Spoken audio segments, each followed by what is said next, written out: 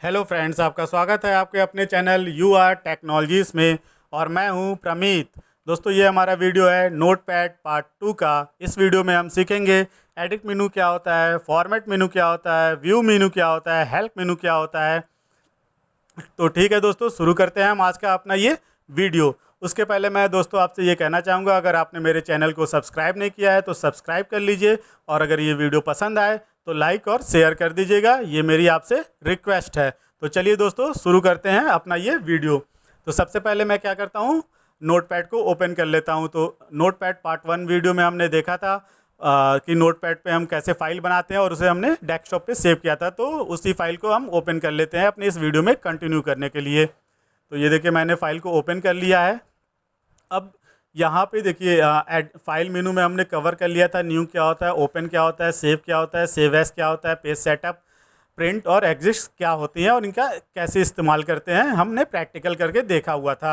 अब हम प्रैक्टिकली करके देखेंगे कि एडिट मेनू के अंदर जो ऑप्शंस मिल रहे हैं वो कैसे काम करता है, फॉर्मेट मेनू कैसे काम करता है, व्यू मेनू क्या होता है और हेल्प मेनू क्या होता है। तो एडिट मेनू में हमें मिलता है undo, cut, copy, paste, delete, find, find next, replace, go to, select all, time and date.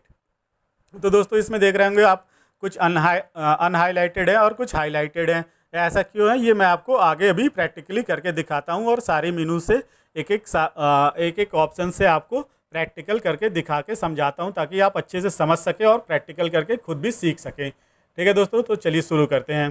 तो दोस्तों, सबसे पहले मैं क्या करता हूँ, इसे सेलेक्ट कर लेता हूँ, इस पूरे लाइन को, फर्स्ट लाइन को। तो मुझे सेलेक्ट करने के लिए क्या करना होता है, मुझे लेफ़्ट क्लिक करके और ड्रैग कर देना होता है। देखिए, मैंने लेफ़्ट क्लिक करके ड्रैग किया, और जहाँ तक मुझे सेलेक्ट करना होता है वहाँ तक मैं लेफ़्ट क्लिक दबा के ड्रैग करता हूँ, और फिर लेफ़्ट क्लिक को छोड़ देता हूँ। तो वो लाइन, वो टेक्स्ट मेरा सेलेक्ट हो जाता है। देखिए, यहाँ पे वो लाइन, वो टेक्स्ट मेरा सेलेक्ट हो गया। अब मैं क्या करता हूँ, इसे फाइल में आके ये डिलीट ऑप्शन आ रहा है, इसे मैं डिलीट कर देता हूँ। देखिए, ये मैंने डिलीट कर दिया, तो ये यहाँ से गायब हो गया, यहाँ पे अब शो नहीं हो रहा है। तो जैसा कि हमने देखा कि फाइल मेनू में जगह एडिट सेलेक्ट किया और डिलीट कर दिया, तो मुझे कुछ टाइम के बाद लगा कि अरे नहीं, ये तो चीज़ें गलत हो गई, वो चीज़ें अभी वहाँ प्रेजेंट होना चाहिए था। जैसे कि पहले मुझे लिख के आ रहा था, this is my first notepad, you are technology, my name is Pramit. But अभी क्या आ रहा है, you are technologies, my name is Pramit. But मुझे अभी लगता है कि नहीं, वो चीज़ सही था, this is my first note pad वहाँ पर रहना चाहिए था।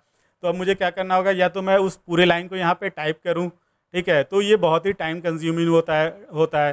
सपोज़ अगर मैंने कोई बड़ा टेक्स्ट डिलीट कर दिया, बड़ी बड़ी लाइन डिलीट कर दी, तो क्या होता है कि मुझे फिर से वो टाइप करना पड़ेगा पूरा का पूरा चीज़। मैं चाहता हूँ कि मुझे पूरा टाइप ना करना पड़े, कुछ ऐसी फैसिलिटी हो जिससे वो चीज़ दोबारा से आ जाए वहीं पे। तो नोटपैड ने हमें बहुत ही अच्छा फीचर दिया हुआ है अंडू का, हम उसका इस्तेमाल करते हैं। उसका इस्तेमाल कैसे करते हैं, एडिट में जाएंगे और अंडू पे क्लिक कर देंगे। देखिए, मैंने अंडू पे क्लिक किया और मेरा वही चीज़ यहाँ पे फिर से आ गया, दोबारा से आ गया। तो इस तरीके से हम किसी भी चीज़ को अंडू कर सकते हैं। मीन्स कि हमसे अगर कोई काम मिस्टेक से कोई टेक्स्ट डिलीट हो गया, कोई कुछ कट कर दिया या कुछ कॉपी किया है, और मुझे वो चीज़ नहीं चाहिए, चाहिए था या चाहिए था ऐसा कुछ लगता है, और कन्फ्यूज़न में मैंने उसे डिलीट कर दिया, लेकिन मुझे वो चीज़ चाहिए था, तो मैं उसे दोबारा कैसे लाऊंगा, उसे अंडू करके ला देता हूँ। ठीक है, तो ये अंडू का काम होता है। अब दोस्तों, दूसरा इसमें ऑप्शन आ रहा है कट। कट का हम इस्तेमाल कैसे करते हैं वो भी मैं आपको बताता हूँ। उसके लिए मुझे दोबारा से फिर से इस लाइन को सेलेक्ट करना होगा। सेलेक्ट करने के लिए वही, जैसे मैंने आपको बताया था, लेफ़्ट क्लिक करके ड्रैग कर देंगे जहाँ तक हमें सेलेक्ट करना होता है। ठीक है, मैं यहाँ तक लेफ़्ट क्लिक करके सेलेक्ट करके इसे सेलेक्ट कर लिया हूँ, और यहाँ पे लेफ़्ट क्लिक छोड़ दिया, तो ये मेरा लाइन सेलेक्ट हो गया। अब मैं क्या करता हूँ, एडिट करता हूँ और कट पे क्लिक करता हूँ। कट पे क्लिक करते ही वो लाइन यहाँ से डिलीट हो गई।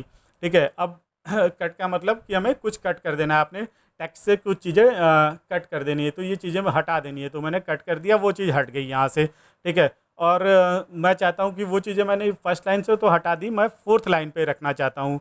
तो मैं क्या करूँगा, मैं फोर्थ लाइन पे आता हूँ और फिर एडिट पे जाता हूँ। एडिट पे जाने के बाद ये देखिए, पेस्ट का ऑप्शन अभी आ रहा है, इस पर क्लिक कर दूंगा, तो ये फोर्थ लाइन पे आ गया। तो इस तरीके से हम अपना काम कर सकते हैं। यानी कि मैं चाहता था कि this is my first note pad कहाँ पे आ जाए, फोर्थ पे, तो फोर्थ पे मैंने पेस्ट कर दिया। तो कट मीन्स क्या होता है, वो चीज़ वहाँ से गायब हो जाती है, और पेस्ट हम उस चीज़ को कहीं पर भी कर सकते हैं। ठीक है, फिर से मैं क्या करता हूँ, इसे सेलेक्ट किया ही हुआ है, मैं कट कर लेता हूँ और फर्स्ट लाइन पे फिर से दोबारा से पेस्ट कर देता हूँ, तो ये फिर से फर्स्ट लाइन पे आ गया। दोस्तों, इस तरीके से हम कट का इस्तेमाल करते हैं। अगर सपोज़ हमारा रिक्वायरमेंट ये हो कि रिक्वायरमेंट ये है कि मेरे फर्स्ट लाइन पे भी ये चीज़ शो, जैसे कि अभी शो रहा है this is my first notepad, और मेरे फोर्थ लाइन पे यहाँ पे भी शो हो this is my first notepad. तो उसके लिए मुझे क्या करना होगा, मुझे फिर से यहाँ पे टाइप करना होगा this is my first notepad. But notepad जो है बहुत ही पावरफुल टूल है, जो कि मुझे फैसिलिटी प्रोवाइड करता है कि मैं उसे यहाँ पे टाइप ना करूँ, उसे कॉपी करके यहाँ पे रख दूँ। तो उसके लिए मुझे क्या करना होगा, मुझे दोबारा से इसे सेलेक्ट करना होगा। देखिए मैंने इसे सेलेक्ट कर लिया, एडिट मेनू में आऊँगा। एडिट मेनू पे आने के बाद अब मैं कट नहीं करूँगा, क्योंकि कट करने पे वो चीज़ें वहाँ से गायब हो जाती हैं। अभी मुझे वहाँ भी चाहिए और दूसरी जगह भी चाहिए, तो मैं क्या करता हूँ, कॉपी करूँगा। तो कॉपी पे मैं क्लिक करता हूँ, और कॉपी पे क्लिक करने के बाद मैं फोर्थ लाइन पे आता हूँ, और फोर्थ लाइन पे आने के बाद मैं पेस्ट को क्लिक कर देता हूँ। देखिए मैंने पेस्ट पे क्लिक किया तो ये मेरे फोर्थ लाइन पे भी आ गया, यानी फर्स्ट लाइन पे भी है और फोर्थ लाइन पे भी है। तो इस तरीके से मैं किसी भी चीज़ को कॉपी कर सकता हूँ। कॉपी और कट में मेन डिफरेंस हुआ, कट अगर हम करते हैं तो चीज़ जहाँ से कट करते हैं वहाँ से गायब हो जाती है। कॉपी अगर हम करते हैं तो वो चीज़ वहाँ पे भी रहती है, और जहाँ पे हम पेस्ट कर देंगे वहाँ पे भी रहेगी। तो ये मेरा कट और कॉपी हो गया। उसके बाद दोस्तों हमारा जो नेक्स्ट है वो कौन सा है, हमने डिलीट देख ही लिया था स्टार्टिंग में कि डिलीट क्या होता है। सेलेक्ट करके डिलीट प्रेस कर देंगे तो डिलीट हो जाता है वो चीज़ वहाँ से। उसके बाद फाइंड आता है। फाइंड पे क्या होता है कि जैसे हमने फाइंड पे क्लिक किया तो यहाँ लिख के आ रहा है फाइंड व्हाट। सपोज हमने कोई बड़ी फाइल बनाई, अभी तो मेरी ये छोटी फाइल थी, 4 ही लाइन है, तो मुझे कुछ सर्च नहीं करना, मुझे सारा कुछ यहाँ पे दिख रहा है। बट मेरा अगर नंबर्स ऑफ लाइन जो है इसमें टेक्स्ट का 100,000 लाइन्स के हो जाए, और उसमें मुझे कुछ पर्टिकुलर चीज़ें ढूंढनी हो, तो मैं कैसे ढूंढूंगा, तो मैं फाइंड का इस्तेमाल करता हूँ। यहाँ पे देखिए जैसे मैं बोलता हूँ फाइंड व्हाट में क्या, माई टाइप कर देता हूँ, माई, यानी कि मुझे माई ढूंढना है मुझे इस पूरे अपने नोट पैड में। ठीक है, तो मैं क्या करता हूँ, माई टाइप करूँगा और फाइंड नेक्स्ट पे क्लिक करूँगा। देखिए ये मुझे मिल गया, माई यहाँ पे है। फिर मैं फाइंड नेक्स्ट पे करता हूँ, मुझे ये मिल गया, थर्ड लाइन पे भी है। फिर मैं फाइंड नेक्स्ट करता हूँ, मुझे ये मिल गया, फोर्थ लाइन पे भी है।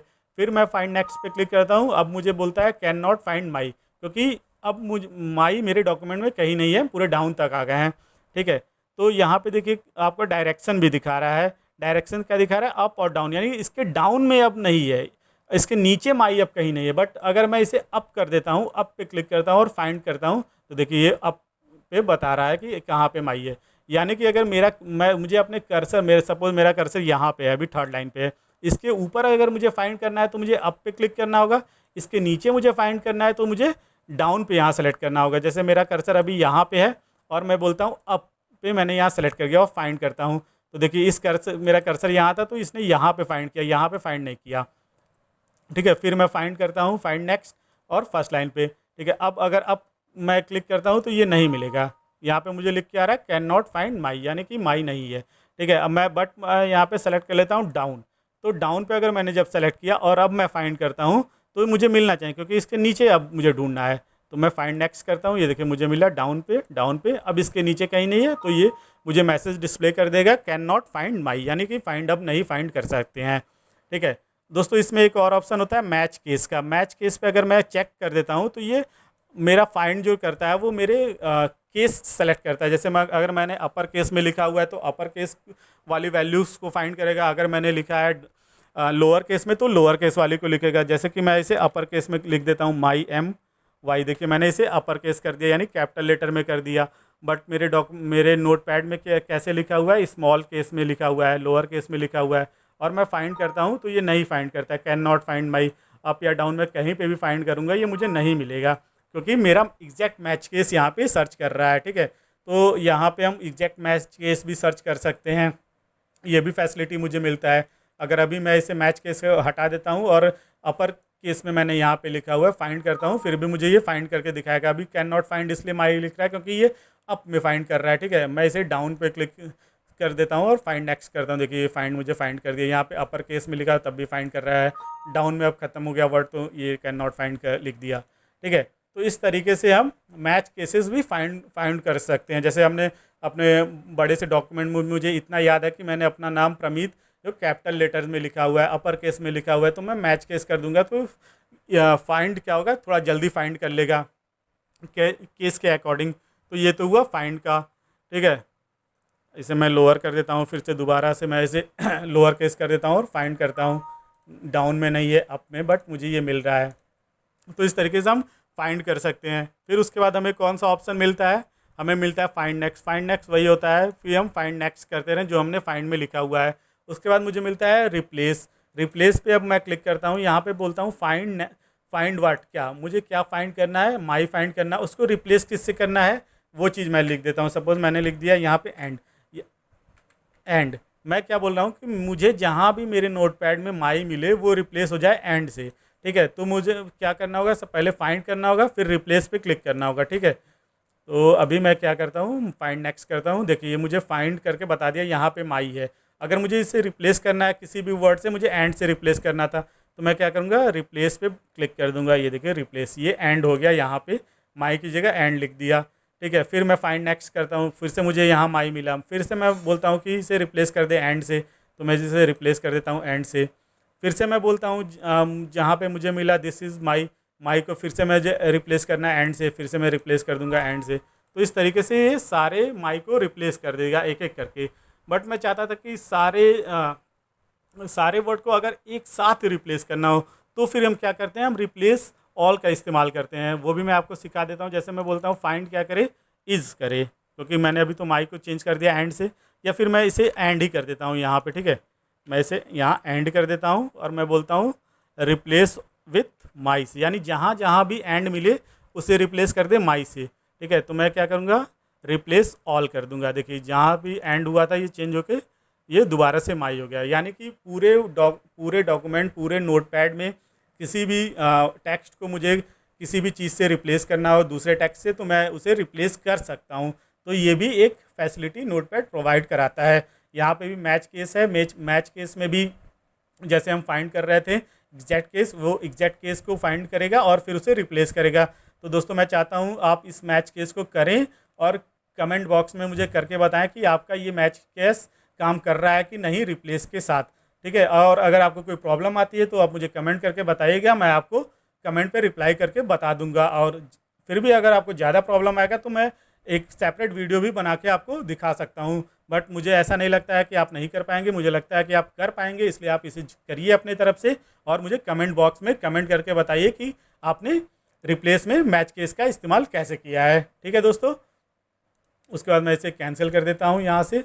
फिर मुझे ऑप्शन मिलता है गो टू का। गो टू का क्या होता है, जैसे अगर नोटपैड में मेरा नंबर्स ऑफ लाइन, अभी तो यहाँ 4 लाइन्स मैंने सिर्फ लिखे हैं, सपोज मैंने 1000 लाइन लिख दी हैं और मुझे लाइन नंबर 44 पे जाना है, लाइन नंबर 50 पे जाना है, तो मैं क्या करूँगा, धीरे धीरे स्क्रॉल करके नीचे जाऊँगा। तो मुझे चाहिए नहीं मैं डायरेक्ट 40 लाइन पे चला जाऊँ, तो मुझे जिस लाइन पे डायरेक्ट जाना है उस पे जाने के लिए मुझे क्या करना होता है, मुझे एडिट में जाना होता है, गो टू पे जाना होता है। गो टू पे मैं गया, अब मैं यहाँ पे टाइप कर देता हूँ 1 और गो टू पे क्लिक कर दूंगा।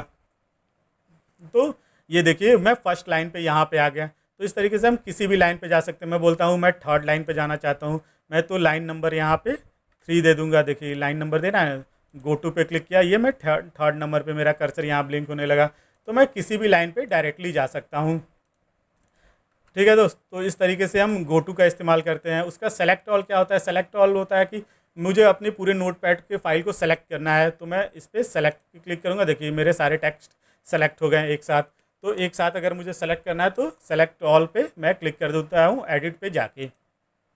उसके बाद मुझे एक ऑप्शन और मिल रहा है टाइम एंड डेट। ये टाइम एंड डेट क्या होता है, जैसे कि मैं नोटपैड अपना बनाया हो, मैं चाहता हूँ कि इसमें करंट टाइम और डेट इंसर्ट हो जाए ऑटोमेटिक, मुझे टाइप ना करना पड़े। या तो मेरे पास ऑप्शन है मैं टाइप कर दूँ कि आज का डेट जो है और आज का टाइम क्या है, बट मुझे टाइम टाइप नहीं करना है, मुझे नोटपैड का फीचर यूज़ करके करना है। तो मैं क्या करूँगा, एडिट में जाऊँगा और टाइम एंड डेट पे क्लिक कर दूँगा। देखिए टाइम एंड डेट पे क्लिक किया तो ये मेरा टाइम बता दिया, टाइम 2:34 PM और डेट क्या है 16/8/2020। तो इस तरीके से मुझे टाइम और डेट मिल गया। तो ईजिली तरीके से मैं टाइम एंड डेट भी इंसर्ट कर सकता हूँ अपने नोटपैड में। ठीक है दोस्त, तो ये तो रहा एडिट मेनू। तो एडिट मेनू में हमने सारी चीज़ें कवर कर ली। अंडू क्या होता है, कट क्या होता है, कॉपी क्या होता है, पेस्ट क्या होता है, डिलीट क्या होता है, फाइंड क्या होता है, फाइंड नेक्स्ट क्या होता है, रिप्लेस क्या होता है, गो टू क्या होता है, सेलेक्ट ऑल क्या होता है, टाइम डेट क्या होता है। मैं चाहता हूँ कि आप ये सारी चीज़ें करें और मुझे कमेंट बॉक्स में कमेंट करके बताएं कि आपने ये किया है और आपको क्या परेशानी आई है, या फिर आपने बिना परेशानी के कर लिया है। तो परेशानी आई हो तो भी बताइए, परेशानी ना आई हो तो भी बताइए मुझे। ठीक है, कमेंट करके आप मुझे ज़रूर बताइएगा। उसके बाद हमारा ऑप्शन आ रहा है हमें जो थर्ड मेनू मिलता है वो फॉर्मेट का मिलता है। इसमें दो सब मेनू मिलते हैं, वर्ड रैप और फॉन्ट। ये क्या होता है वो मैं आपको बताता हूँ। जैसे कि अभी जैसे कि मैं क्या करता हूँ, इसे सेलेक्ट करता हूँ, कॉपी करता हूँ और इसे ही पेस्ट कर देता हूँ यहाँ पे, ठीक है। तो मैं शॉर्टकट का भी यूज़ करता हूँ, कंट्रोल वी का, ठीक है। मैं इसे पेस्ट कर दिया यहाँ पे, मैंने पूरा इसे पेस्ट कर दिया अपने नोटपैड में। तो देखिए दोस्त, ये क्या होता है कि जब मैंने पेस्ट किया और ये पेस्ट होते होते स्क्रॉल बार आ गया यहाँ पे, ये देखिए। ये मुझे अब जहाँ पूरा देखना है कि मेरे नोटपैड में कितना है, तो मुझे स्क्रॉल को ड्रैग करना पड़ रहा है देखने के लिए, ठीक है। मेरे इस फ्रंट व्यू में नहीं आ रहा है, बट मैं चाहता हूँ कि मेरे ये फ्रंट व्यू में ही आए मुझे स्क्रॉल ना करना पड़े, ठीक है। इस तरह स्क्रॉल ना करना पड़े। जो ये मेरा टेक्स्ट है वो मेरा टेक्स्ट जो है एक ही बार में जो मेरा फ्रंट व्यू आ रहा है इस फ्रंट व्यू में ही आए।